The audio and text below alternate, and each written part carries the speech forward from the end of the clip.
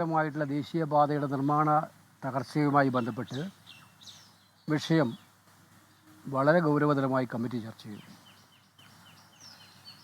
കാരണം ഇത് കേവലം ഏതെങ്കിലും ഒരു പ്രദേശത്ത് മാത്രം ഉള്ളതായിട്ട് ഇപ്പം നമുക്ക് കണക്കാക്കില്ല. ഇപ്പം എനിക്ക് കിട്ടിയ അനുസരിച്ച് ഇപ്പം 7 ജില്ലകളിൽ നിന്നും റിപ്പോർട്ടുണ്ട് നിർമ്മാണത്തിൽ അപാകതയാണെന്ന്. 7 ജില്ലകളിൽ നിന്ന് റിപ്പോർട്ടുണ്ട്. നമ്മൾ സങ്കല്പിക്കുന്നതിനപ്പുറത്താണ് ഈ പ്രശ്നങ്ങൾ.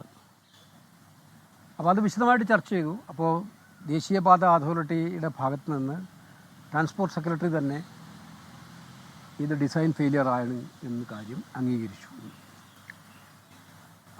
നമുക്ക് തോന്നിയതാണ്, കാരണം ഇതിനകത്ത് കാണിച്ചു കേരളത്തിൻ്റെ സാഹചര്യത്തിലുള്ള ഒരു ഡിസൈനിലല്ല ഈ പണി നടന്നത് എന്നുള്ളത്. ഞാനിന്നലെ കണ്ടപ്പോൾ, അവിടെ പോയി കണ്ടപ്പോൾ നമ്മൾ വയലായിരുന്നു കംപ്ലീറ്റ്. ആ വയലിൽ മഴ വന്നാൽ ആ വയൽ കംപ്ലീറ്റ് നിറഞ്ഞൊഴുകി കവിയും. അവിടെയാണ് ഒരു ശക്തമായിട്ടുള്ള ബേസ്മെൻറ്റും ഇല്ലാതെയുള്ള റോഡ് നിർമ്മാണം നടത്തിയത്. അത് തകർന്ന് തരിപ്പണമായത്. അത് നാട്ടുകാരെല്ലാവരും കൂടെ പറഞ്ഞിരുന്നു, നേരത്തെ എലിവേറ്റഡ് ഹൈവേ അവിടെ പ്രായോഗികമാകൂ എന്ന് പറഞ്ഞിട്ട് അതിനെ അവഗണിച്ചിട്ടാണ് ഇത് ചെയ്തത്. അപ്പോൾ ഇന്ന് അവരംഗീകരിച്ചു ഇത് ഡിസൈൻ ഫെയിലിയർ ആണെന്നത് അംഗീകരിച്ചു. രണ്ട് ഇക്കാര്യത്തിൽ ഒരു പ്രദേശത്ത് മാത്രമല്ല പ്രശ്നം ഉണ്ടായിരിക്കുന്നത്. അത് വളരെ വിശദമായിട്ട് ഒരു ഇൻട്രസ്റ്റിംഗ് ആയ കാര്യം, ഈ ഡിസൈൻ ഫൈനലൈസ് ചെയ്തതിൻ്റെ ഉത്തരവാദിത്വം കൺസൾട്ടൻസിക്ക് തന്നെയാണ്, അതായത് കരാറുകാരന് തന്നെയാണ്. അവർ national highway authority of India അംഗീകരിച്ചിട്ടുള്ള അക്രഡിറ്റഡ് എഞ്ചിനീയേഴ്സുമായിട്ട് ആലോചിച്ചിട്ടാണ് ഡിസൈൻ ഉണ്ടാക്കുന്നത്. അപ്പോൾ അതുമായി ബന്ധപ്പെട്ട് അവരുടെ ഭാഗത്തു നിന്നുണ്ടായിട്ടുള്ള പാളിച്ചകൾ ഗുരുതരമാണ് എന്നുള്ള കാര്യം ഇന്ന് ട്രാൻസ്പോർട്ട് സെക്രട്ടറിയും ദേശീയപാത അതോറിറ്റി ചെയർമാനും 2 പേരും ഉദ്യോഗസ്ഥന്മാരും എല്ലാം തന്നെ പബ്ലിക് അക്കൗണ്ട്സ് കമ്മിറ്റി മുമ്പാകെ. അപ്പോൾ ഞങ്ങൾ ഒരുപാട് ചോദ്യങ്ങൾ അവിടെ ചോദിക്കുകയുണ്ടായി. കാരണം ഈ ഡിസൈൻ ഫൈനലൈസ് ചെയ്യുന്ന ആരാണ്? DPR ഏത് രീതിയിലാണ് ഉണ്ടാക്കുന്നത്? അതിൻ്റെ സിസ്റ്റം എന്താണ്? കോൺട്രാക്റ്റുകൾ കൊടുക്കുന്നത്, ഈ കരാറുകൾ കൊടുക്കുന്നത് ഏത് രീതിയിലാണ്? കരാറുകാരന് സബ് കോൺട്രാക്റ്റ് കൊടുക്കുന്നതിനകത്ത് വല്ല കണ്ടീഷൻസും ഉണ്ടോ? അപ്പോൾ ഇവിടെയൊക്കെ തന്നെ ഇപ്പോൾ കരാർ ഒരാളെടുക്കും, കരാറുകാർ സബ് കോൺട്രാക്റ്റ് കൊടുക്കും. അപ്പോൾ ഇതൊക്കെ ആരാണ് ഈ ക്വാളിറ്റി എൻഷുർ ചെയ്യുന്ന പാർട്ട് എവിടെയാണ് ഉണ്ടാകുന്നത്? അപ്പോൾ മനസ്സിലാക്കണം, ഞെട്ടിപ്പിക്കുന്നവരും ക്വാളിറ്റി അഷ്യൂർ ചെയ്യാനായിട്ടുള്ള ഒരു ഹൈ ലെവൽ ടെക്നിക്കൽ ടീം ഇല്ല എന്നുള്ളതാണ് ഇന്ന് നമുക്ക് ബോധ്യപ്പെട്ട ഏറ്റവും പ്രധാനപ്പെട്ട കാര്യം. ഇത്രയും വലിയ വർക്ക് നടക്കുമ്പോൾ നിങ്ങൾ മനസ്സിലാക്കേണ്ടത് 10-30,000 കോടി രൂപയോളം വരുന്ന വർക്കുകൾ നമ്മുടെ നാട്ടിൽ നടക്കുമ്പോൾ, അതും കേരളത്തിൻ്റെ ലൈഫ് ലൈനായിട്ടുള്ള ദേശീയപാത കംപ്ലീറ്റ്. അപ്പോൾ അത് ദേശീയപാത ഇന്ത്യ മൊത്തത്തിലാണ് പറഞ്ഞത്. ഇതിൻ്റെ ഡിസൈൻ പരിശോധിക്കാനും നിർമ്മാണം നടന്നുകൊണ്ടിരിക്കുമ്പോൾ നിർമ്മാണം സൂപ്പർവൈസ് ചെയ്യാനും എവിടെയെങ്കിലും പാളിച്ചകളുണ്ടാകുന്നത് ഒരു ടെക്നിക്കൽ ടീമെന്ന് പറയുന്നത് ഇല്ലാതുള്ളതാണ് വളരെ സങ്കടകരമായിട്ടുള്ള കാര്യം. അപ്പോൾ ഞങ്ങളിന്ന് അവരോട് ആവശ്യപ്പെട്ടത് അടിയന്തരമായിട്ടും നമ്മളിന്ന് ഫസ്റ്റ് ഡിസിഷൻ PFC നമ്മൾ പറഞ്ഞിരിക്കുന്നത് CNDAGയോട് ഈ നിർമ്മാണ തകർച്ച ഉണ്ടായിരിക്കുന്ന പ്രദേശങ്ങളിൽ പെർഫോമൻസ് ഓഡിറ്റ് നടത്തി കരാറ് അടക്കമുള്ള കാര്യങ്ങളിൽ, ഡിസൈൻ അടക്കമുള്ള കാര്യങ്ങൾ എന്ത് സംഭവിച്ചു എന്നുള്ളത് പരിശോധിക്കാൻ ആവശ്യപ്പെട്ടിരിക്കുക. CNDAGയോട് ഓഡിറ്റ് ചെയ്യണമെന്ന് ആവശ്യപ്പെട്ടിരിക്കുക.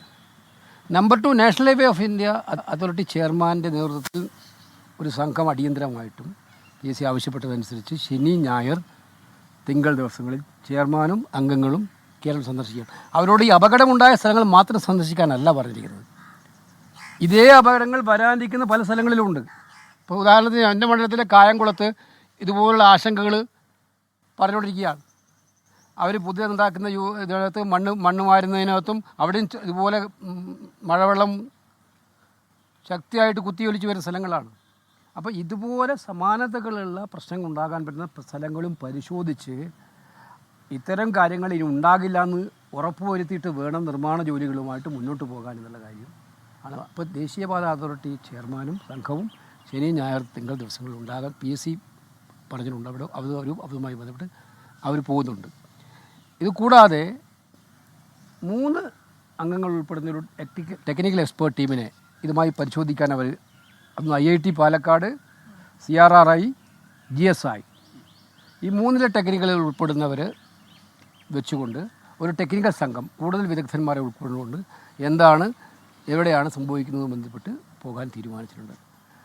ഈ പോയ ഉടനെ തന്നെ ഇവരുടെയൊക്കെ പരിശോധിച്ചതനുസരിച്ച് 3 ആഴ്ചകൾക്കകം വിശദമായ റിപ്പോർട്ട് പബ്ലിക് അക്കൗണ്ട്സ് കമ്മിറ്റി മുമ്പാകെ സമർപ്പിക്കാൻ എന്താണ് നിർമ്മാണത്തിലുണ്ടായ അപാകത, നിർമ്മാണത്തിലുണ്ടായ പ്രശ്നങ്ങൾ എന്ന് മനസ്സിലാക്കി പഠിച്ച് സമർപ്പിക്കാൻ ആവശ്യപ്പെട്ടിട്ടുണ്ട്. ഈ കുര്യാട് പോലെയുള്ള ഇപ്പം തകർന്ന് പ്രശ്നമായിട്ടുള്ള നമുക്ക് കാണാൻ സാധിക്കുന്ന പ്രശ്നങ്ങളുള്ള സ്ഥലങ്ങളിൽ അടിയന്തരമായി എന്തെങ്കിലും നടപടി എടുക്കുമോ?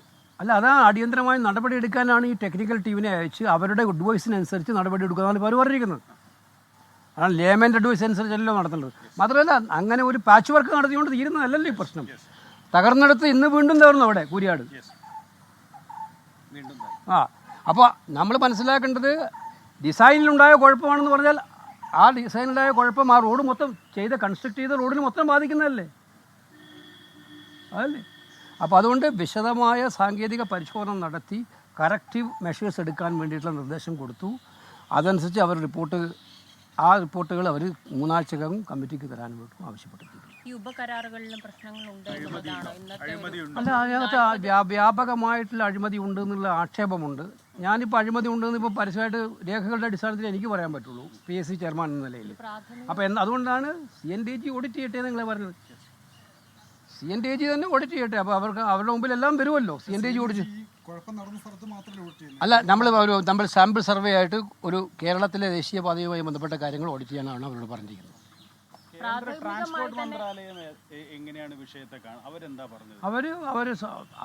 അവർ പറഞ്ഞ് അവർക്ക് ഷോക്കിംഗ് ആയിട്ടുള്ള ഒരു കാര്യമായിട്ടാണ് മനസ്സിലാവുന്നത്. ഡിസൈൻ്റെ ഫെയിലിയറാണ്, ഞങ്ങളുടെ ഫെയിലിയറാണെന്ന് അവർ പറയുമ്പം ആ മീറ്റിങ്ങിൽ തന്നെ അവർ സമ്മതിക്കുകയല്ലേ ഞങ്ങളുടെ ഫെയിലിയറാണ്, ഡിസൈൻ ഫെയിലിയറാണെന്ന് ട്രാൻസ്പോർട്ട് മന്ത്രാലയം പറയുകയാണ്. അപ്പോൾ അതിനകത്ത് കേരളത്തിലെ സാഹചര്യം നമ്മൾ നേരത്തെ പറഞ്ഞുകൊണ്ടിരിക്കുന്ന കാര്യമാണിത്. എത്രയോ നാളുകളായിട്ട് കേരളത്തിലെ സാഹചര്യങ്ങൾക്കനുസരിച്ചിട്ടുള്ള ഒരു കൺസ്ട്രക്ഷൻ രീതിയല്ല അവിടെ അവലംബിച്ചത് എന്നുള്ളത് നമ്മൾ കണ്ടുകൊണ്ടിരിക്കുന്ന മുമ്പ് തന്നെ പറഞ്ഞുകൊണ്ടിരിക്കുന്നുണ്ട്. എല്ലാ മീറ്റിങ്ങിലും പറയുന്നുണ്ട്. മുഖ്യമന്ത്രി വിളിച്ച കോൺഫറൻസിൽ MP മാരുടെ കോൺഫറൻസിൽ പറഞ്ഞതാണ്. ഇപ്പോൾ തന്നെ എന്താ ഡ്രെയിനേജിൻ്റെ സിസ്റ്റം അവർ പറഞ്ഞ് മുകളിലെ ഡ്രെയിനേജ് കൊണ്ട് വെള്ളം കൂടെ പിന്നെയും താഴോട്ടല്ലേ ഒഴുകി പോകുന്നത്. ഇപ്പോൾ വീടുകൾ മുഴുവൻ വെള്ളത്തിലാണ്. ഇപ്പോൾ പ്രോപ്പർ ഡ്രെയിനേജ് ഉണ്ടാവണ്ടേ? നമ്മളെ നാട്ടിലിപ്പം 7 മാസമെങ്കിലും മിനിമം മഴയുണ്ട് മിക്കവാറും. ആ മഴയുണ്ടാവുന്ന നാട്ടിൽ തീരെ മഴയില്ലാത്ത പ്രദേശങ്ങളിൽ ചെയ്യുന്ന റോഡ് നിർമ്മാണ ജോലി ചെയ്യാൻ പറ്റുമോ? നമ്മുടെ നാട്ടിൽ ഓരോ ഇഞ്ചിലും വീടുകളാണ്, ആളുകൾ താമസിക്കുന്നതാണ്. അപ്പോൾ അതെല്ലാം കണക്കിലെടുക്കാതെയുള്ള നിർമ്മാണ ജോലികൾ അവലംബിച്ചത് കൊണ്ടുണ്ടായിട്ടുള്ള പ്രശ്നമാണ് എന്നുള്ളത് അവരും ഇപ്പോൾ സമ്മതിക്കുന്നുണ്ട്. ആവശ്യത്തിന് സ്റ്റേക്ക് ഹോൾഡേഴ്സിനോട് സംസാരിക്കണമെന്നേ. ഒരു റോഡ് ഉണ്ടാക്കുമ്പോൾ അവിടെ ഇപ്പം അവർ റോഡ് ഉണ്ടാക്കുമ്പോൾ ആ റോഡ് നിർമ്മാണമെങ്കിൽ അവിടത്തൊക്കെ റോഡ് നിർമ്മാണം നടത്തിക്കൊണ്ടിരിക്കുന്നവരുമായി സംസാരിക്കേണ്ടില്ലേ?